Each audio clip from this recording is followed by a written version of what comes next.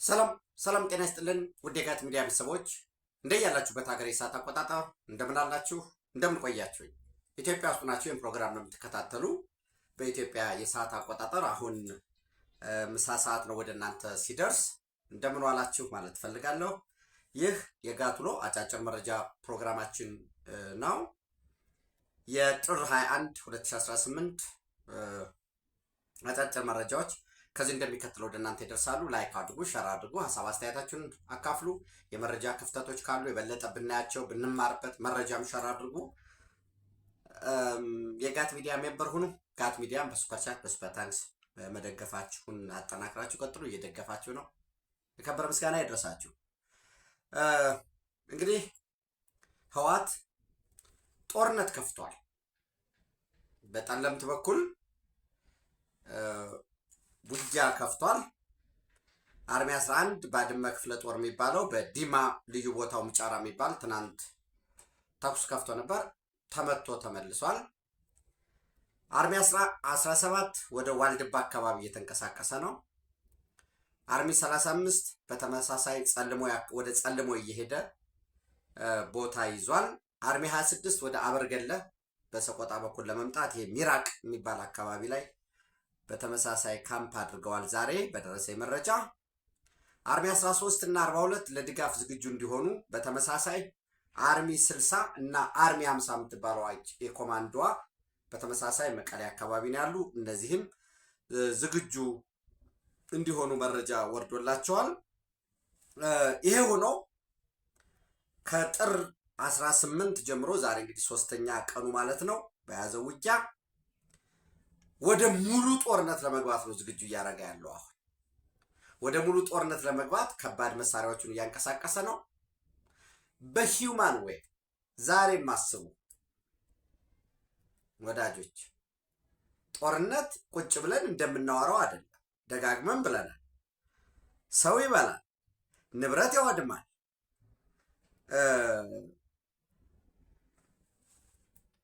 ከፍተኛ የሆነ የሀገርን ሀብት ነው የሚያወድመው፣ ጊዜን ነው የሚያባክነው። በጦርነት ደግሞ የሚገኝ አንዳች ልባት የለም። እነዚህ ሰዎች ዛሬም የሚያስቡት በፕሪቶሪያ ስምምነት ይሄ ነው የሚባል ድል ስላላገኘን ሌላ ድል እናገኛለን፣ ወይ ዳሬ ሰላም እንሄዳለን፣ ወይ የሆነ ድርድሩ አሜሪካ እንድትገባበት እናደርጋለን፣ የሆነ ቦታ የሆነ ሀገር ላይ እንደራደራለን። ያ ግን እድል አይኖርም። ሻዕቢያ በጣም ሰግቷል፣ በጣም ፈርቷል ከሚባለው በላይ። ከዚህ በፊት ብዙ መረጃ ወደ እናንተ አምጥቻለሁ። አየር ኃይሉን አዝዟል፣ ዝግጁ ሆኖ 24/7 ብሎ 2 ሚግ 21 አለው የታወቀ 2። አንደኛው አይሰራም፣ አንደኛው ይሰራል። የኢትዮጵያ የአየር ኃይል የበላይነት እንደሚኖረው ግድ የለም። እንኳን ወዳጅ ጠላት ራሱ ሻዕቢያ ያውቀዋል። ምጽዋ አንድ መንደርደር ያለው፣ አስመራ መንደርደር ያለው፣ ሁለቱ ሲመታ ያቺው ሚግ 21 መሬት ነው ቁጭ የምትለው። ሰው እነዚህ መካከለኛ ርቀት ያላቸውን ሮኬቶች ጨምሮ ይዞ እየተንቀሳቀሰ ነው ያለው። በከፍተኛ ደረጃ ይሄ ሂውማን ዌብ ሰው በመማገድ ጦርነቱን አሸንፋለሁ በሚል ስበብ ወደፊት እየገፋ ከፍተኛ የሰው ኃይል ይዞ እየመጣ ነው ያለው። እኔ በዚህ ደረጃ ለምሳሌ ሸረሪና ላይ አርሚ 7 አለ። እሱ ሀብቴ ወልዴ ከሚመራው ፋኖ ጋራ ተቀናጅተዋል። በበረከት በኩል ወደ ሁመራ ለማጥቃት ሀብቴ ወልዴ የጎንደር ልጅ ነው። ሀብቴ ወልዴ ፋኖ ሆንኩኝ ያለው ለፋኖነት የጦር መሳሪያ አንስቼ እንድታገል አደረገኝ የሚለው ወልቃይት ጠገዴ ሰቲት ሁመራ በደማችን የተረጋገጠውን በፕሪቶሪያ ሰላም ስምምነት መሰረት ተላልፎ ሊሰጥ ነው ብሎ ነው የገባው። ግን አሳልፎ ለመስጠት አሁን መቼም ጅል ሲሆን ባንዳ አያስብም። አክቹዋሊ ግን ምን አሏቸው? እኛ ወልቃይት እንገባለን፣ እናንተን 4 ኪሎ እናስገባቸዋል። ኦኬ ያው ሊያታልልክ ሲሞክር ወልቃይት እኮ 4 ኪሎ ስትገባ ነው የሚያዛል። ስለዚህ አንተን እዚህ መሪ አርጎህ የሀገር መሪ አርጎ አስቀምጦህ ወልቃይት በተመለከተ አንተ ልትወሰን እንግዲህ የህወሓት ሰዎች ገዳም ሊገቡ ሊመንኑ ወይስ ምን ሊሆኑ ነው የሚለውን ባንዳ አያስብም። እና ሀብቴ ወልዴ እሱን እየሰራ ነው። ጌታ አስራደ የወልቃይት ጉዳይ ይገደኛል፣ በወልቃይት ጉዳይ አልደራደር የሚል ሰው ነው። እያቀናጀ ነው ያለው የፖለቲካ ዘርፎ ነው። የመካከለኛና ታጣቂው በየኪስ ያለው ደግሞ እየወጣ በፌስቡክም በምንም ወልቃይት ብረሳሽ ቀኝ ትርሳኝ ይላል። እንዲወጋ ከሻቢያ የተሰጠውን ጠመንጃ ከሻቢያ የተሰጠውን ጥይት ያለን አንድ ጠላት ብቻ ነው ተብሎ ህዝብ ግንኙነቱም የተለላኪው መጠሪያ ስሙን አፋብን ነኝ የአማራ ፋኖ ብሔራዊ ንቅናቄ ነኝ አለው። ይሄ የባንዳ ስብስብ 24/7 ይቸከችካል። የምስራቅ አፍሪካ ሰላም የሚረጋገጠው ብልጽግና ሲወድቅ ነው ይላል። የምስራቅ አፍሪካ ሰላም ማለት ሻቢያ እንደ ልብ የሚፈነጭበት ኢትዮጵያ ቀይ ባህር ማጠይቅበት መሆኑ ነው። የተላክነው ለዚህ ነው፣ ከሻቢያ ነው የተላክነው ነው። እና ወልቃይትን አሳልፎ ለመስጠት በዚህ በቋራ በኩል ለጎጃምም ጠመንጃ ተሰጥቷል። አዲስ ዴቨሎፕመንት አለ፣ አደርሳችኋለሁ ከማንም በፊት መሬት ላይ መረጃ ስላለ እንቅስቃሴዎች አሉ። ነጥቡን እንድትዙ ከከሰላ ወደ ቋራ የመጣ እንቅስቃሴ አለ። ይህን ይዞ ሀብቴ ወልዴ በሸሬና በበረከት በኩል አድርጎ ወደ ሁመራ ለማጥቃት ተዘጋጅቷል። ከማን ጋር ሆኖ? ከሳምሪ ቡድን ጋር ማይካድራ ላይ ግፍ የተሞላበት ጭፍጨፋ ፈጽመው ከወጡት ጋር በዚህ ሸረሪና ላይ ያለው ከኮሎኔል ጸጋዬ ጋር ሆኖ ማለት ነው። በተመሳሳይ ሱዳን ዋድ ማድኒ ላይ የነበረው ከአልቡርሃን ጋር ሲዋጋ የነበረው ድሽቃ ሞርታር የተሰጠው ኮር 702 እና ኮር 703 በነገራችን ላይ እዛው ሸረሪና ላይ አርሚ 70 ሆኖ በዛ ውስጥ ያለው ኮር ነው። 71 ከሆነ 701 ኮር ይሆናል። 702 ኮር እያለ ይቀጥላል። በዛም እንደሱ እንዲሁ አብረው ከነ ሀብቴ ወልዴ ጋር ተጣምረው ሊዋጉ ፈልገዋል። በዚህ እንግዲህ በኦምሃጅር በኩል አድርጎ በከሰላ ኦምሃጅር አድርጎ ተጨማሪ ሰው ኃይል ከትግራይ የሄደ የሻቢያ አመራሮች ያሉበት በበረከት በኩል መጥቷል። የአርሚ 70 ከፍተኛ አመራሮች የምታውቋቸው ናቸው። ጀነራል ሙዘይ መኮንን፣ ግዳይ ኃይሉ፣ ምሩጽ ተወልደ እነዚህ ያሉ። ህወሓት ደግሞ አሁን አዲስ አደረጃጀት ፈጥሯል። ብርጋዴር ጀነራል ኃይለስላሴ ግርማይ ወዲም ቤት የሚባለውን ዋና ኃላፊ አድርገውታል። ከዚህ በፊት ሌተናል ጀነራል ታደሰ ወረደ የትግራይ የጸጥታ ኮማንድ ፖስት የሚባለው ሰብሳቢ ነበር። የትግራይ ክልል አስተዳደርና ጸጥታ ቢሮ እያለ በቀድሞው የትግራይ ክልል ፕሬዚዳንት አቶ ጌታቸው ረዳ አሁን የጠቅላይ ሚኒስትሩ የምስራቅ አፍሪካ ጉዳዮች አማካሪ ዘመን ምክትል ፕሬዚዳንትና የጸጥታና አስተዳደር ጉዳዮች ሰብሳቢ ነበር። በዛም ቲዲኤፍ የሚባለውን ሚሊሻውንም ፖሊሱንም በሙሉ የሚጠረንፈው እሱ ነበር። አልለቀቀም እሱም ቦታ። አሁን ግን ከወታደራዊ መዋቅር ውጭ አድርገውታል። ብርጋዴር ጀነራል ኃይለስላሴ ግርማይ ወዲም ባይታይ ዋና ኃላፊ አድርገውታል። አዛዥ ማለት ነው። የፖሊሱም የታጣቂውም የሚሊሻውም ዋቴቨር። የዘመቻ መምሪያ ኃላፊ አድርገው ደግሞ ሜጀር ጀነራል ዮሐንስ ወልደ ጊዮርጊስ ጆን መዲድ የሚባለው ተሹሟል። ስልጠናን በተመለከተ የምዕራብ ግንባር አዛዥ የሆነው ጀነራል ምግበይ ኃይሌ ወርቅ አዝማች ማለት ነው፣ ወርቅ ነጋዴው እሱ ተቀምጧል። ወታደራዊ መረጃ ኃላፊ በመሆን ደግሞ ሜጀር ጀነራል ማሾ በየነ እንዲሁም ሌተናል ጀነራል ፍስሐ ኪዳኑ ደግሞ ወይ ፍስሐ ማንጁስ የሚባለው ማለት ነው የውጭ ክፍልና የውጭ ግንኙነት በሀብት በመረጃ በግንኙነቱ ነው። ጀነራል ፍስሐ ኪዳኑ ከሻቢያ አመራሮች ጋር 2-3 ጊዜ ከኢሳያስ ጋር የተገናኘ ማለት ነው። ይሄ በሆነበት ሁኔታ በአሁኑ ሰዓት ወዲ አዲ ጸጸርና የጭላ የሚባል አካባቢ ያከማቸውን ከባድ የጦር መሳሪያ እያወጣ ነው ያለው። ከዛም ባለፈ ሻቢያ በግብፅ አማካኝነት ወደ ምጽዋ የመጣውን የጦር መሳሪያ በተሳቢ መኪና ወንበራቸው በተነቀለ የህዝብ መኪና በእነዚህ በአውቶቡሶች ጭምር እያጓጓዘ ነው ያለው። ይሄ የጦርነት ዓላማ 2 ዓላማ ነው። ዓላማ አንድ የአጭር ጊዜ ዓላማ የወልቃይት ጠገዴ ሰቲት ሁመራን ማስመለስና በዛ መደራጀት ነው። ተጨማሪ ድጋፍ ከሱዳን በኩል እንደ ኮሪደር መውጫ ማግኘት፣ ከግብፅ የሚገኘውን ይህን ድጋፍ አሰባስቦ ከተደራጀ በኋላ የካቲት 11 51ኛ ዓመት በሁመራ እናከብራለን ብለዋል። እሱን አድርገን ከአማራ ፋኖ ብሔራዊ ንቅናቄ ጋር ከዛ ቀጥለን ከኦነግ ሸኔ ጋር ከሌሎች ኃይሎችም ጋር ሆነን የሽግግር መንግስት እናቋቁማለን። በዚያ የሽግግር መንግስት እኛ ያለንን የሚጨምሩትንም ጨምረው እስከ ግድቡ ድረስ ያለውን አካተን ትግራይ አገር እንመሰርታለን። ታላቋ ትግራይ ትሆናለች። እነዘመነ ደግሞ ከሆነላችሁ ከሌሎች የፌዴራሊስት ኃይሎች ጋር ተስማምታችሁ ከሆነላችሁ አገር ትመራላችሁ፣ የተገነጠለችዋን ትግራይ ትመራላችሁ ነው። እነዚህን ከፎች ደግሞ ምን ብለው ያስባሉ? እኛ መሪ ከሆን ምን ብለን ነው ትግራይ አትገነጠልም? የወልቃይትም ጉዳይ እኮ የምንፈታው ትግራይ ወይ ወያኔ ወልቃይትን ወደ ራሱ ያስገባው 4 ኪሎን ይዞ ነው። ስለዚህ እኛ 4 ኪሎ ስንገባ የወልቃይት ጉዳይ በቀላሉ ይፈታል። ማሰብ ሳትችል ስትደነቁር ለታሪክ ይቀመጥ። ወያኔ አንተን አምጥቶ ተሸክሞ ዘመነን አስቀምጦ ከዛ በቃ እንግዲህ ዘመን አንተ ያልከው ይሁን ብሎ ሊሄድ ምን ሲሆን እንደሚታሰብ አይገባኝ። ዞሮ ዞሮ የአማራ ፋኖ በጎጃም የሚባለው ዘመነ የሚመራው ኃይል በተቻለ መጠን በዚህ ቀጣይ 2-3 ቀን ውስጥ ጠንካራ ጦርነት ከፍተን ዋና መተላለፊያ ሃይዌዎችን በመያዝ የሰራዊቱን እንቅስቃሴ እናስቆማለን፣ ከጀርባም እንመታለን የሚል አቅጣጫ አስቀምጠው ነው ያሉ። ጎንደር ላይ በተመሳሳይ እያልኳቸው ያለሁት ያው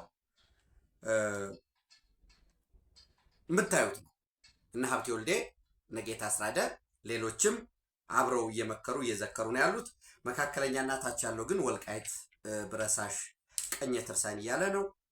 በተለይ ነገ ለባንዳነት ታሪክን ምንም እኔ አሁን ማለት ኦቨር ኮንፊደንስ አንዳንዴ ችግር እንደሆነ አምናለሁ። እውነት ለመናገር ግን የትም አይደርስም ይሄ ስብስብ የትም። ዛሬ በዚህ ዘመን እየነገርኳቸው ያለሁት ለምሳሌ ኦፕን ሶርስ ኢንተለጀንሱን ነው። የትኛው እንቅስቃሴ ከየት ወዴት እንደሆነ እዛው መሬት ላይ ሆነው የሚሰሩ ሰዎች ያሉትን ነው ምነግራቸው። ለምሳሌ አንዋጋም ያሉትን እየመቱ ነው፣ እያሰሩ ነው፣ እየሰወሩ ነው። በየግንባሩ እንዲዋጉ የተሰደዱት በግልም ሰብሰብ እያሉ በእግራቸው እየተንቀሳቀሱ ነው። ጥንቃቄ ያስፈልጋል። ግን በተቻለ መጠን ያው በዛም ስበብ ሰርጎ ለመግባት የሚደረግ ሙከራ ስለሚኖር ዝሮ ዝሮ ግን ድጋፍ ማድረግ ያስፈልጋል። ከዛ ባለፈ ምንም በምንም ታምር የት የሚደርስ አይችሉም። እዚህ ራያ ላይ ቆቦ ወጣ ብሎ ከአርሚ 24 ጋር የነ ምሬ ወዳጆ እነ ሄኖክ አዲሴ እነ ድርሳን ያሉበት ተሰብስቦ አሁንም ሊዋጋ ወደ ወልዲያ እንመጣለን፣ ወልዲያን እንቆጣጠራለን ባጭር ጊዜ ብለው አብረው እየተንቀሳቀሱ ይሄ የምነግራችሁ ጭራሽ የትም አይሄድም። የትም አይደል ነው የትም አይሄዱም ብሎ እኮ በራሱ ይህን ክብር መስጠት ለነሱ ከፍ ያለ ነው የሚሆነው። ሶ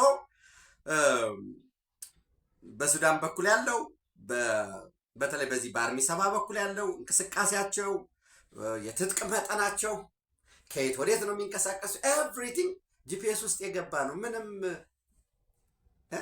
እንኳን የኢትዮጵያዋ የትግራይ ቀርቶ በኤርትራ አየር ክልል ውስጥ የሚደረግ ማንኛውም በረራዎች በቀን በረራዎች የሚደረጉ በረራዎች ከየት ነው የተነሳው ምንድነው ያራግፉ ኤቭሪቲንግ መረጃዎች አሉ። ያንን ጊዜው ሲደርስ አብረን የምናየው ነው። ዘንድ ሌተናል ጀነራል ታደሰ ወረደ ከጠዋት 2 ሰዓት ጀምሮ ከህዋት ጽህፈት ቤት በሌላ መልኩ የህዋት ጽህፈት ቤት የምላችሁ ከሞንጆሪኖ የመጣለትን ሞንጆሪኖ ብቻዋን አይደለም የጻፈችው፣ የህዋት ጽህፈት ቤት ብቻውን አይደለም የጻፈው። ከሻቢያ የመጡ የወታደራዊ ደህንነት አማካሪዎች ተብሎ የተቀመጧል። ከነሱ ጋር ሆነው የተጻፈለትን መነባነብ እያጠና ነው። ይሄ መነባነቡ ዛሬ መግለጫ ይሰጣል ማለት ዛሬ 2 ሰዓት ላይ መግለጫ ይሰጣል። በትግራይ ቴሌቪዥን እና በድምፂ ወያኔ ቴሌቪዥን DW TV ይተላለፋል። በጽሁፉ ዋና ነገር ተብሎ የሚነገሩ አንደኛ 6 ቢሊዮን ብር ገደማ ለመሰብሰብ እቅድ አውጥተዋል። ከሀገር ውስጥም ከሀገር ውጭም ኢቭን በታክሲ ተሳፋሪዎች ላይ ሁሉ ተጨማሪ ያንን አድርገን 6 ቢሊዮን ብር የምንሰበስቡበትን ምክንያት ለማስረዳት ይሞክራል። የትግራይ ህዝብ ተቃውሟል፣ የፖለቲካ ፓርቲዎች ተቃውመዋል እና ጀነራል ታደሰ የኛ ይህንን ብር የምንሰበስበው በጊዜያዊ አስተዳደሩ በኩል ሆኖ በታወቀ ኦኬ ጓዶች 4 ገጽ የሚያጠናው ከእያንዳንዱ ጥያቄ ጋራ እንዲያነበንበው የተሰጠው ወረቀት ደርሶናል በእጃችን ላይ። ይሄ 6 ቢሊዮን ብር የምንሰበስበው ተፈናቃዮችን ወደ ቀያቸው ለመመለስ ለሚያስፈልጋቸው የቁሳቁስ ድጋፍ ለማድረግ ነው። የጦር ጉዳት የደረሰባቸው አሉ። እነሱን አቅም በተቻለ መጠን በሀገር ውስጥም በውጭም ለማሳከም ነው። ዋና ትኩረታችን ትግራይ ውስጥ ያሉ ሆስፒታሎችን በሕክምና መሳሪያ ማጠናከር ነው እና ለዕለት ደራሽ ነው። ከዛ ባለፈ ከፌዴራል መንግስት የሚሰጠን ድጎማ አነስተኛ ስለሆነ እሱም እየተቆራረጠብን ስለሆነ ለዛ ነው የሚል ማብራሪያ ይሰጣል። ሌላው በህወሓት በኩል ያለውን የጦርነት ዝግጅት በተመለከተ መዋጋት አንፈልግም፣ ማጭበርበሪያ ነው። መዋጋት በፍጹም አንፈልግም። እኛ የምንፈልገው የትግራይ የግዛት አንድነትና ሉዓላዊነት ተረጋግጦ ተጠብቆ ተፈናቃዮች ወደ ቀያቸው እንዲሄዱ አስተዳደር እንድንመሰርት እንጂ ውጊያ አንፈልግም። ነገር ግን የፌዴራል መንግስት ውጊያ እየከፈተብን ነው። መከላከያና የትግራይ የሰላም ኃይል የሚባለው የትግራይ ፒስ ፎርስ በጋራ እያጠቁን ነው፣ እየተነኮሉን ነው፣ ትዕግስታችን አልቋል የሚል ማብራሪያ እንዲሰጥ ነው ወረቀቱ ላይ የተቀመጠው። በቀጣይ ስለሚካሄደው 7ኛው ሀገራዊ ምርጫውን ለማድረግ ጊዜያዊ አስተዳደሩ ፍላጎት አለው የምርጫ ጣቢያዎችን ለመስራት። ነገር ግን ምዕራብ ትግራይ ወይ ወልቃይት ጠገዴ ሰቲት ሁመራ ላይ ምርጫ በማይካሄድበት ሁኔታ በግዛቱ ስለሆነ ከዚህ ምርጫ በወጣበት ሁኔታ በክልሉ የሚንቀሳቀሱ ፓርቲዎች ህወሓትም እውቅና ባላገኘበት ተፈናቃዮችን በመጠለያ ጣቢያ ባሉበት ሁኔታ በጣም እንቸገራለን። ተፈናቃዮችን መመለስ፣ ግዛታዊ አንድነታችንን ማረጋገጥ ከፖለቲካ ፓርቲዎች በክልሉ ከሚንቀሳቀሱት ጋር እየተነጋገርን ነው። ይሄ ካልሆነ ግን ቀጣዩን ምርጫ ለማድረግ እንቸገራለን ይላል። የፕሪቶሪያ ሰላም ስምምነት በነገራችን ላይ ትግራይ ውስጥ ምርጫ ይካሄዳል የሚለው አስተማማኝ መሆኑ ሲረጋገጥ ነው የሚለው እንጂ በሀገራዊ ስኬጁሉ ላይ አብሮ ይሄዳል የሚል አይደለም። እሱን አስፈላጊ ከሆነ ከፕሪቶሪያ ስምምነት ጋር አብረን የምናየው ነው የሚሆነው። ዝሮ በቀጣይ ስለታቀደው 7ኛው ሀገራዊ ምርጫ በ4ኛ ደረጃ ተፈናቃዮችን መመለስ በተመለከተ እና ከኤርትራ ጋር ስላለው ወቅታዊ ግንኙነትም እኛ ከኤርትራ ጋር ጦርነት ለመፍጠር ወቅታዊ ግንኙነት አለ ተብሎ ከማዕከል ከአንዳንድ አካላት ሲወራ ሰማለሁኝ። እንዲህ አይነት ነገር የለም። ያለው የህዝብ ለህዝብ ነው። የህዝብ ለህዝቡን ለማጠናከር ሙከራ እያደረግን ነው። ህዝቡ ነው በራሱ ጊዜ እየተንቀሳቀሰ ያለ የሚል የሚያቀርብ አለ። አንድ ላይ ስለ ፍትህ የምታወራ አንቀጽ አለች። ምን ማለት እንደሆነ አላውቅም እዚህ ወረቀቱ ላይ። ሌላው የፕሪቶሪያ ሰላም ስምምነት በአግባቡ እንዲተገበር ባለድርሻ አካላትና ዓለም አቀፍ ማህበረሰብ ጫና ያድርግ የሚል የማወናበጃ ጥሪ ለማድረግ አቅዷል። እንዳልኳችሁ ከባድ የጦር መሳሪያ ያላቸው እስከ መካከለኛ ርቀት ያላቸው ሮኬቶች ከፍተኛ የሆነ የሰው ኃይል እያንቀሳቀሱ ነው ያሉ። ይህ ግን የተለመደ ማወናበጃቸውን ለማቅረብ ተዘጋጅተው ነው ያሉ። ዝሮ የትግራይ ቴሌቪዥንና ድምፂ ወያኔ ቲደብሊው ቲቪ 8 ተኩል ላይ ቀረጻ እንዳላቸው ከዛ ይህንን 8 ተኩል እስከ 9 ተኩል ቀረጻው ያልቃል ነው የሚለው ስኬጁሉ። ይህንን ጠዋት ነበር ቀረጻው የታሰበው 5 ሰዓት ነበር። ግን ሌተናል ጀነራል ታደሰ ወረደ በደንብ አድርጎ አንብቦ ገብቶት ሪሄርስ ማድረግና የራሱ ኢንተርናላይዝ ማድረግ አልቻለም። ማታ ላይ እንዲተላለፍ በዜናም በተለያየ ሽፋን እንዲሰጠው የሚል ነው እየቀረበ ያለው። እንግዲህ የት ድረስ ያስኬዳቸዋል? ከዚህ ውጭ ሊሆን አይችልም ሳይሆን ደፍነትሊ ይሄን ያለው ወደ እናንተ አድረሳቸዋለሁ። የትም አይደርሱም። ግን የትም ለማይደርስ ለጥቂት መሰሪዎች 51 ዓመት ይሆናቸው በትንሹ እድሜያቸው እነዚህ ሰዎች ዝቅተኛው 70 ዓመት ማለት ፓርቲው 51 ዓመት ሲሞላው እንደው የቆዩም 67 ሲመሰረት የቆየ የዘገያሉ ምናምን ብለን ብናስብም 65 61 ከዛ በላይ ናቸው። እንዲሞት ግን በግድ እየጎተቱ እየጋፈፉ ወደ ኤርትራም ለስልጠና ብለው እየላኩት ያሉት ወደዚህ ወደ ጦር ሜዳ የሚያመጡት ቀድሞ የአካል ጉዳት የደረሰባቸው ከዛ ውጭ ደግሞ አንድ አዲስ እንደ መመሪያ ነገር አስቀምጠዋል።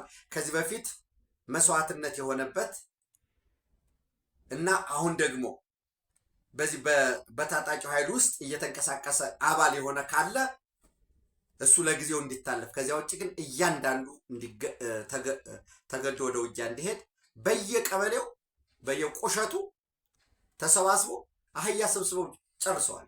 እንግዲህ በአህያ ጥይት ጭነው ዲሽቃ ጭነው ስንቅ ጭነው ነው እንግዲህ ማለት የጥንቱን ውጊያ በዘመናዊ ዓለም ነው እያሰቡ ያሉት እና ይህንን የነዘመነን የአፋብንን ተስፋ አድርገው ከዛ ያሰቡት ምንድነው አፋብንና እነሱ በጋራ ሆነው ይዋጋሉ። ወልቃይትን ከተያዘ በኋላ ወልቃይትን በመሸሸት ተነጋግሮ አስቀድሞ በተያዘ አቅጣጫ መሰረት መከላከያ ለቆ ወጣ። ይሄ ስንል የነበረው ይሄ ነው ብለው ህዝቡን ማስቆጣትና ከዛ ደግሞ ወደፊት አድቫንስ እናደርጋለን ነው የያዙት።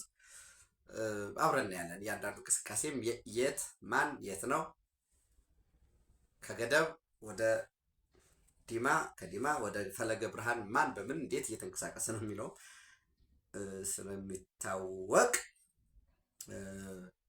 አፋብንንስ በአሸባሪነት ለመፈረጅ ምንድን ነው የሚያስፈልገው? ምንስ ነው የቀረው የሚለው የቀኝስ ቀኝ ሆነው አልታወቀብንም ብለው በተለይ በአገልጋዮቻቸው በኩልም በቤት አገልጋዮቻቸው በኩልም በምንም ስልክ አውጥተው በዋትሳፕ የሚደውሉ ሰዎችስ እስከምን ድረስ ነው በትዕግስት የሚታዩት የሚለውን እንግዲህ ለጊዜ የምንሰጠው ነው የሚሆነው። ዘንድ ይህንን ካልኩኝ በነገራችን ላይ የአፍሪኮም በዚህ ወር ብቻ በጃንዋሪ ወር ብቻ 23 የአየር ጥቃት ማድረሱን የአፍሪኮም ቃል አቀባይ ሜጀር ማህሊያ ፍሮስት ገልጸዋል። አሁንም ጥቃታችንን አጠናክረን እንቀጥላለን። አልሸባብ፣ አይኤስአይኤስ የሶማሊያም እንዲሁም የቀጠናው ስጋት እንዳይሆኑ አጠናክረን እንቀጥላለን ብለዋል። ይህን አፍሪኮም ማወራችሁ። ከዛ ውጭ ምን ይላሉ? አሜሪካ ከፓርትነሮቿ ከአጋሮቿ ጋራ የሚሊተሪ ድጋፍ በማድረግ የወታደራዊ የመረጃ እንዲሁም የትጥቅ ድጋፍ በማድረግ ለጸረ ሽብር ትግል እንደምትሰራ የገለጹበት ሁኔታ አለ። እንግዲህ ሶማሊያ ላይ ትናንት አይታችሁ ከሆነ ፓርላማ ላይ ከፍተኛ የሆነ ጭቅጭቅ ነበረ። በቀጣይ ወራት ምርጫ ይካሄዳል፣ ግን ሐሰን ሼክ መሐመድ እንዲራዘምለት ፈልጎ ነበረ። ይህን ተከትሎ ትናንት ከፍተኛ የሆነ ብጥብጥ ጭቅጭቅ ነበረ። በዛ የጸጥታና ደህንነቱም አብሮ በቦክስ የሶማሊያ ብሔራዊ ጸጥታና ደህንነቱም አብሮ በቦክስ ሲደባደብ የታየበት ሁኔታ አለ። የአሜሪካ ኢራን ፍጥጫ አሁንም እንደቀጠለ ነው። አንዳንዶቹ በማንኛውም ሰዓት ጦርነት ሊኖር ይችላሉ፣ አንዳንዶቹ ደግሞ የለም ሳምንት 2 ሳምንት ሊቆይ ይችላል የሚሉ መረጃዎች አሉ። እሱን እንከታተላለን። ሰው የጀነራል ታደሰ ወረደ በጥናትን በተመለከተ የህወሓትን የሙሉ ፉል ስኬል ዋር የሙሉ ጦርነት ዝግጅት እንዲሁም የአፍሪኮም በሶማሊያ በዚህ ወር ብቻ የፈጸመውን 23 ጥቃት በተመለከተ አጭር መረጃ ያሰጠውበት ፕሮግራም ይህን ይመስላል። በጋት ዕለታዊ ምሽት እንዲሁም እንዳስፈላጊነቱ ፈጣን መረጃዎችን ወደ እናንተ አደርሳለሁ። ኢትዮጵያ በክብር ለዘላለም ትኖር። ታንኪዩ